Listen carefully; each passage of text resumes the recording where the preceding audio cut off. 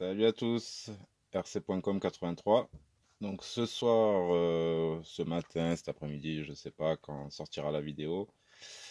Voilà, petite vidéo sur la réparation du crawler en 1.24. Voilà ce qui m'est arrivé, le petit RGT, bon, qui d'origine roule en 1S, 4 ou 3,7 V, ce qui est vraiment léger pour la voiture. En plus, il a pas une très bonne démultiplication. Je précise, c'est la première série de RGT 1.24.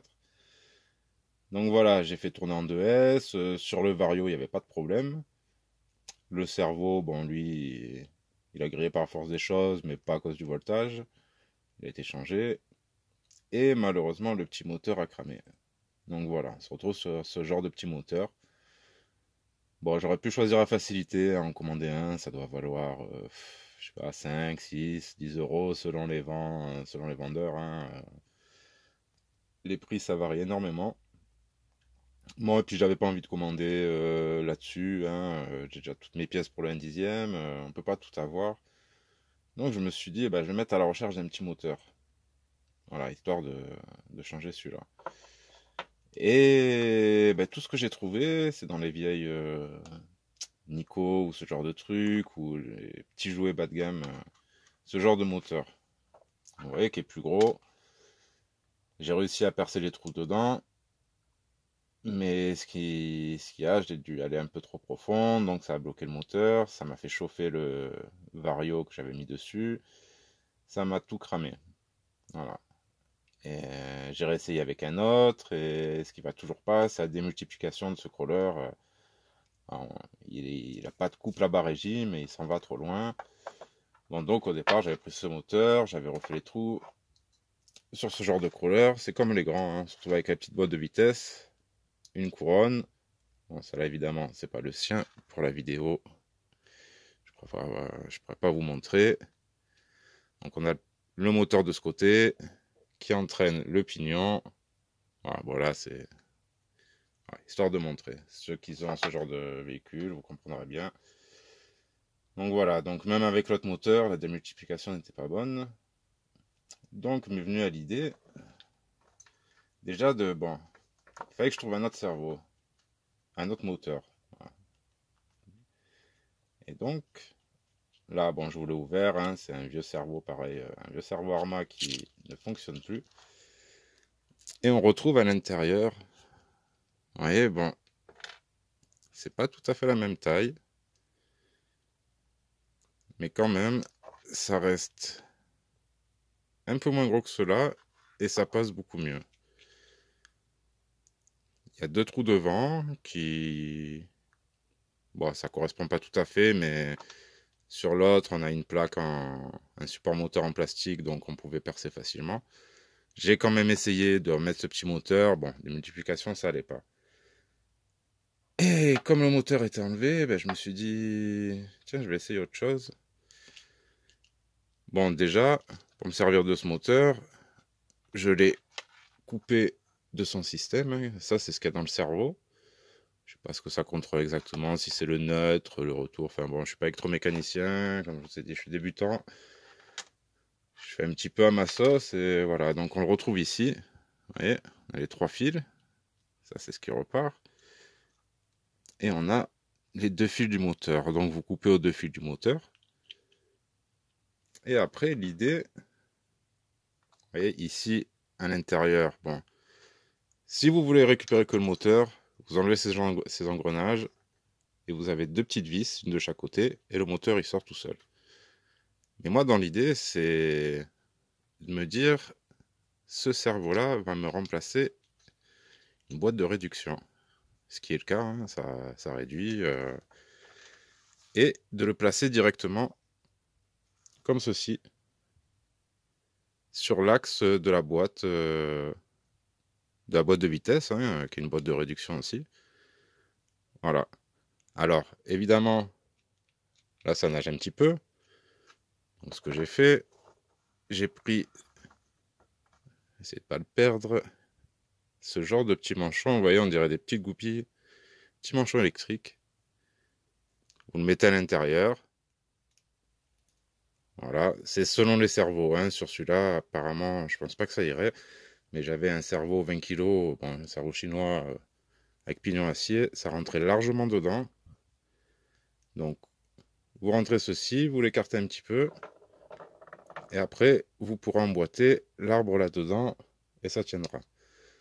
Bon, ça c'est de la théorie, après ça, faut adapter à sa sauce, faut être un petit peu bricolo. Écoutez-moi, ça a fonctionné, je vais vous montrer le résultat, ça parlera un petit peu mieux de lui-même. Donc voilà. Alors, quand je vais ouvrir, vous allez dire rc.com, petit Marco, il a fumé la moquette. Bah ouais, mais ça donne de bonnes idées hein, au final. Franchement, bon, pour vous montrer, là, une fois fermé, ouais, ça rentre. Il y a encore des petits ajustements. J'ai découpé la carrosserie. Vous voyez, on aperçoit déjà le petit monstre qu'il y a ici. Il n'y a pas que ça comme modif. Mais bon, vu qu'elle était déjà un petit peu déchirée sur l'arrière, puis bon, c'est du A24, c'est fait pour rouler. Voilà, et la preuve qu'aujourd'hui il roule.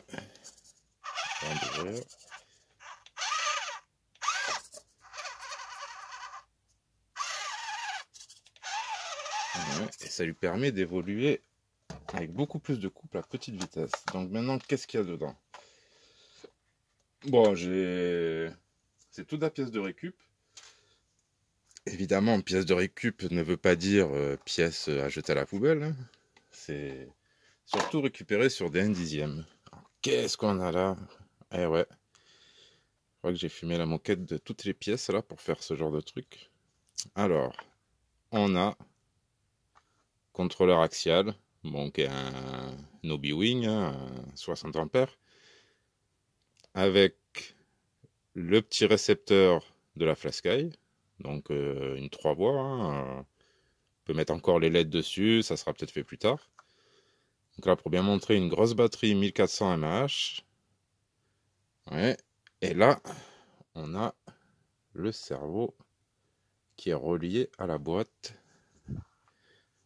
On sera encore tout gras puisque bon, c'est pas mal de produits, vous voyez. Donc ici, on a bien le cerveau moteur.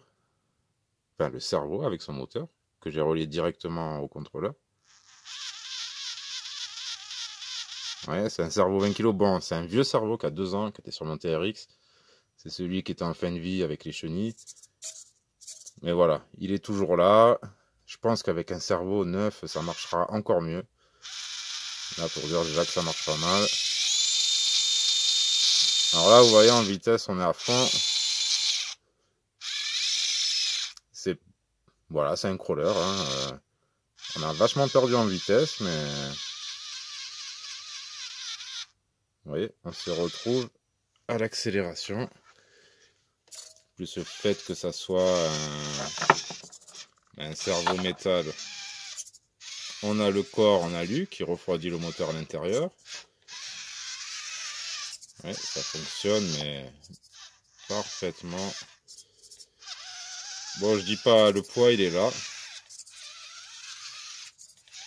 Mais bon, pour le prix où il a été sauvé, ben, ça allait partir à la poubelle, et ben non.